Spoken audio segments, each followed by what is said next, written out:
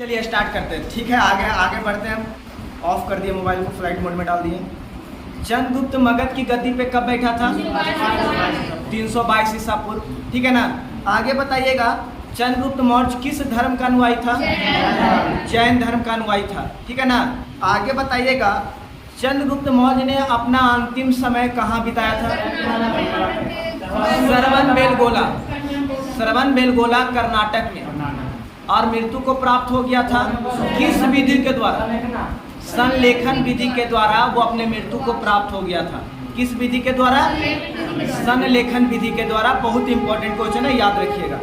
आगे बात करते हैं,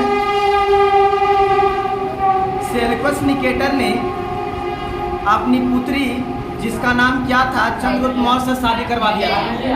कार्नेलिया। चंद्रगुप्त मौर्य का सेल्यूकस निकेटर का बेटी था एक। ठीक है ना।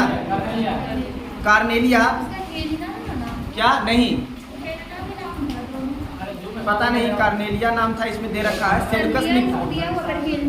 सेल्यूकस निकेटर ने अपनी पुत्री कार्नेलिया की शादी चंद्रगुप्त मौर्य के साथ करवा दिया था। और युद्ध संधि शर्तों के अनुसार कितने राज्य को वो दान में दे दिया था? 4 राज्य को दान में दे दिया गया था। कौन कौन बोलिएगा?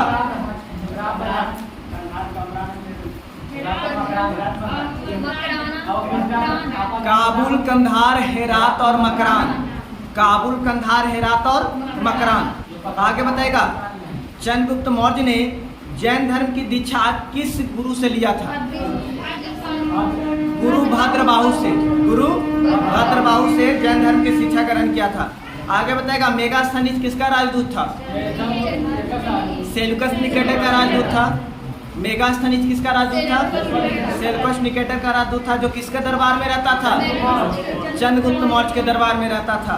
आगे बताएगा, मेगास्थनीज के द्वारा लिखा गया बुक का नाम क्या है? इंडिका। ठीक है ना।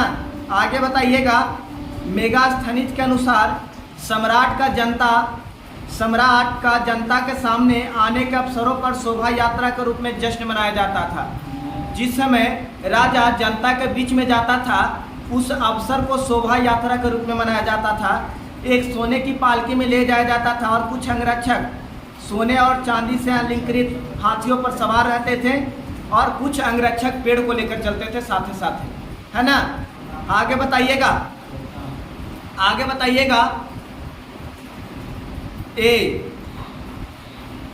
चंद्रगुप्त मौर्य की जो मृत्यु हुई थी कब हुई थी?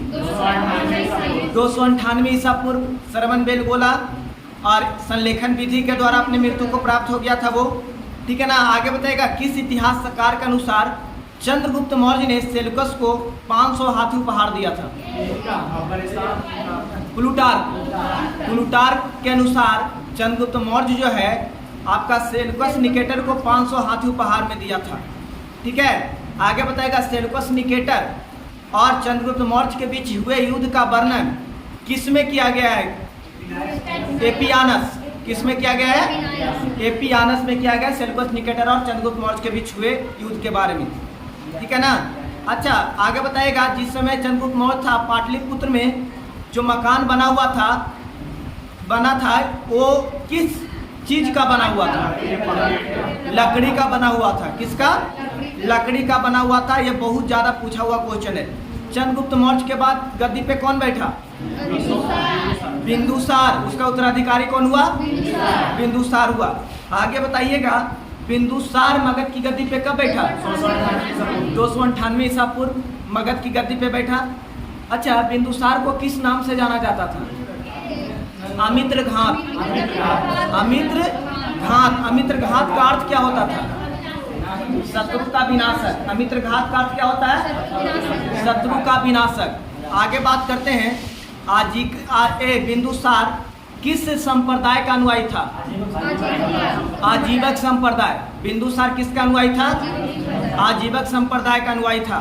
आगे बात करते हैं, आजीवक संप्रदाय की स्थापना किसने किया था? मखलीपुत्र गोसाल। आजीवक संप्रदाय की स्थापना कौन किया था? मखलीपुत्र गोसाल। आगे बताइएगा, वायु पुराण में बिंदुसार को क्या कहा गया है? वायु पुराण में बिंदुसार को क्या कहा गया है? भद्रसार।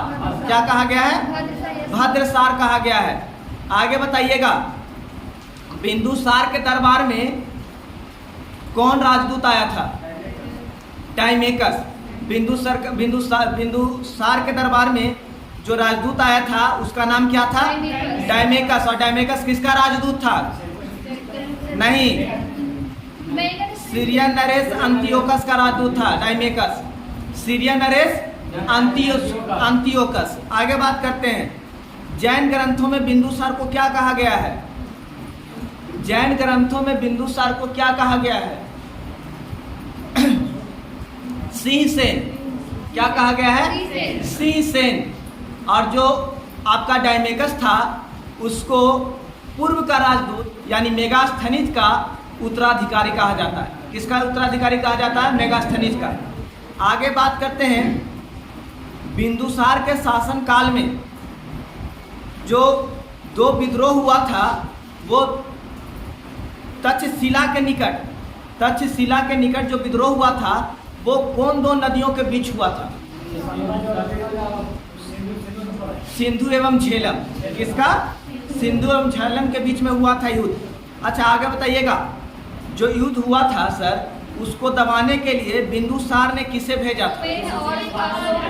पहले सुसीम को भेजा और बाद में अशोक को भेजा था। पहले सुसीम, उसके बाद अशोक को भेजा था। आगे बताइएगा, कश्मीर में था, तक्षशिला में था।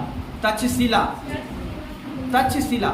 आगे बताइएगा, किस इतिहासकार के अनुसार बिंदुसार ने सीरिया के शासक अंतियोकस से मदिरा, सूखी अंजीर और एक दार्शनिक भेजने की प्रार्थना किया था? किस इतिहासकार के अनुसार?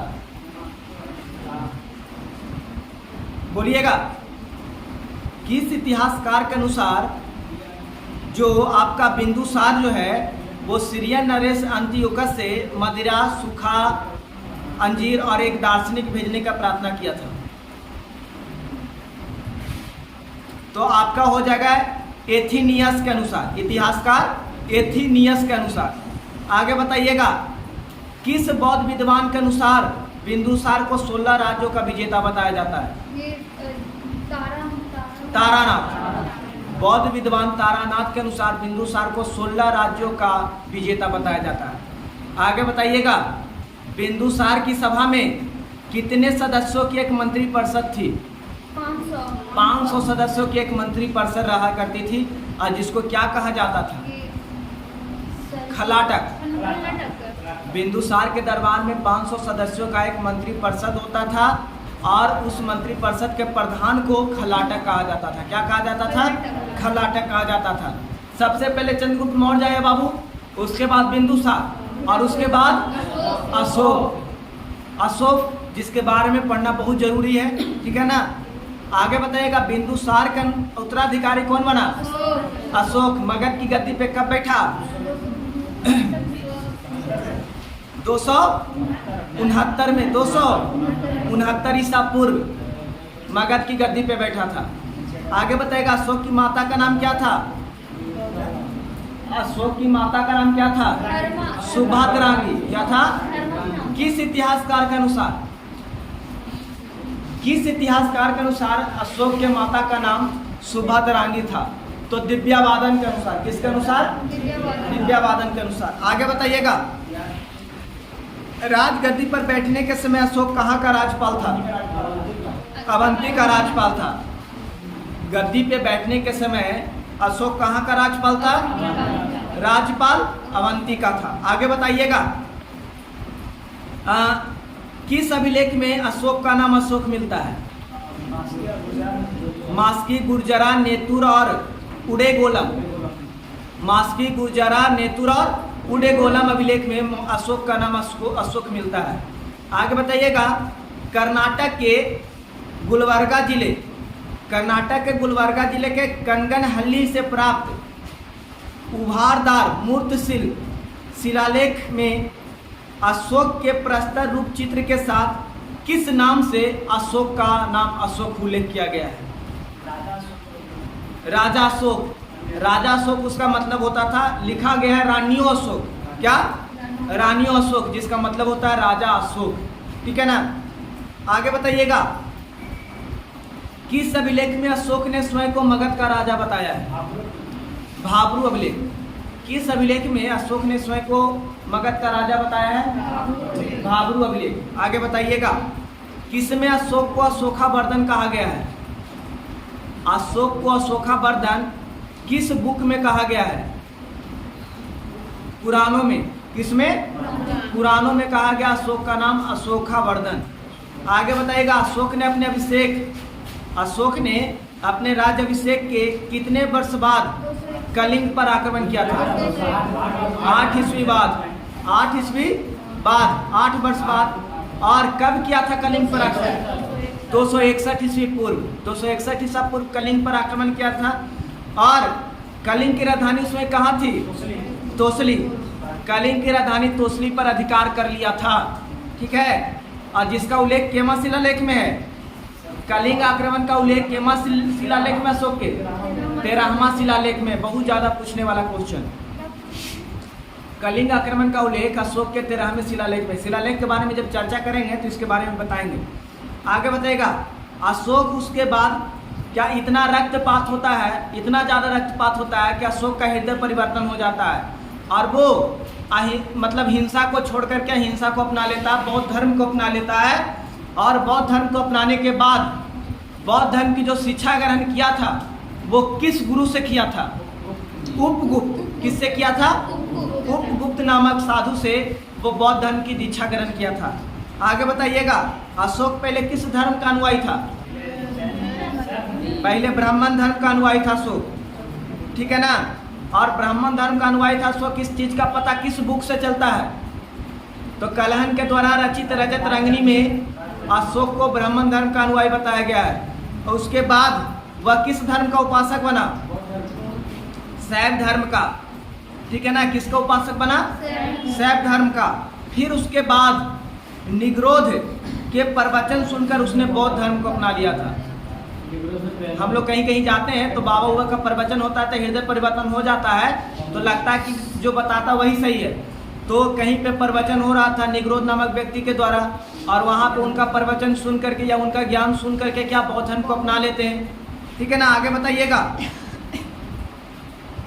किस अभिलेख में यह घोषणा किया गया है कि अशोक व्यक्तिगत रूप से बौद्ध धर्म का अनुयायी था? किस लेख में यह वर्णन किया गया है कि अशोक व्यक्तिगत रूप से बौद्ध धर्म का ही अनुयायी था? अहरौरा लेख। किसमें? अहरौरा लेख में यह वर्णन किया गया है कि अशोक व्यक्तिगत रूप से किसका अनुयायी था? बौद्ध धर्म का अनुयायी था। आगे बताइएगा, अशोक एक उपासक के तौर पर अपने राज्याभिषेक के कितने वर्ष बाद बोध गया की यात्रा किया था? 10 वर्ष के पश्चात जब उसका राज्याभिषेक हुआ था तो 8वें वर्ष वो कलिंग पे आक्रमण किया। 10वें वर्ष वो बोध गया की यात्रा पे आया। 12वें वर्ष वो कहाँ जाता है? निगाली सागर। कहाँ? और 20वें वर्ष वो लुम्बिनी की यात्रा किया था। कहाँ? लुम्बिनी की यात्रा किया था और वहाँ के व्यक्तियों को टैक्स से मुक्त कर दिया था, कर से मुक्त कर दिया था। ठीक है ना? लुम्बिनी गौतम बुद्ध का क्या है? जन्म स्थान है। आगे बताएगा, जीवकों को रहने हेतु बराबर की पहाड़ियों में 4 गुफाओं का निर्माण करवाया था। कौन करवाया था? अशोक ने करवाया था। ठीक है ना? अशोक ने करवाया था जीवकों को रहने हेतु बराबर की पहाड़ियों में 4 गुफाओं का निर्माण। ठीक है ना? आगे बताएगा, चारों गुफाओं का नाम क्या है? वो चारों गुफा का नाम क्या है? हाँ, कर्ज, चौपार, सुदामा और विष्णु झोपड़ी। कर्ज, चौपार, सुदामा और विष्णु झोपड़ी। और अशोक के पोता जिसका नाम दशरथ था, आजीवकों को रहने हेतु कौन से गुफा प्रदान किया था? नागार्जुन नामक गुफा प्रदान किया था। ठीक है ना? आगे बताएगा, अशोक के केमे स्तंभ लेख में आजीवकों का उल्लेख किया गया है? 7वें स्तंभ लेख में आजीवकों का उल्लेख किया गया है। अशोक का 7वां स्तंभ लेख में आजीवकों का उल्लेख किया गया है। आगे बताइएगा, अशोक ने बौद्ध धर्म के प्रचार प्रसार के लिए किसे श्रीलंका भेजा था? अपने पुत्री संघमित्रा और पुत्र महेंद्र को। अपने पुत्र महेंद्र को और पुत्री संघमित्रा को बौद्ध धर्म के प्रचार प्रसार के लिए कहाँ भेजा था? श्रीलंका भेजा था। आगे बताइएगा बौद्ध परंपरा एवं उनके लिपियों के अनुसार अशोक ने कितना हजार स्तूपों का निर्माण करवाया था? 84,000 स्तूप का निर्माण अशोक ने करवाया था। आगे बताइएगा भारत में शिलालेख का प्रचलन सर्वप्रथम किसने करवाया? अशोक ने करवाया था। सर्वप्रथम शिलालेख का प्रचलन किसने करवाया? अशोक ने करवाया था। आगे बताइएगा खरोष्टी लिपि किधर से किधर की ओर लिखी जाती है? दाईं से बाईं। खरोष्टी दाईं से बाईं की ओर लिखा जाता है। अशोक के शिलालेखों में जो प्रयुक्त लिपि है वो कौन कौन सा है? अरमाइक, ब्राह्मणी, खरोष्टी और ग्रीक। अरमाइक, ब्राह्मणी, खरोष्टी और ग्रीक लिपि का यूज किया गया है। आगे बताइएगा अशोक के शिलालेख का खोज कौन किया था? टी पैंथलर। कब किया था? 1750 में किया था टी पैंथलर। और अशोक के शिलालेख का पढ़ने का सबसे पहले सफलता किसको प्राप्त हुआ था? James Prinsep. कब? 1837 में। 1837 में। आगे बताएगा शिलालेख के बारे में हम लोग जानते हैं। पहला शिलालेख में किस चीज का वर्णन किया गया है? अशोक के प्रथम शिलालेखों में पशु बलि की निंदा। पशु बलि की निंदा। दूसरे शिलालेख में मनुष्य व पशु की चिकित्सक व्यवस्था का उल्लेख किया गया है। दूसरा शिलालेख में मानव एवं पशु का चिकित्सक व्यवस्था का उल्लेख किया गया है। तीसरा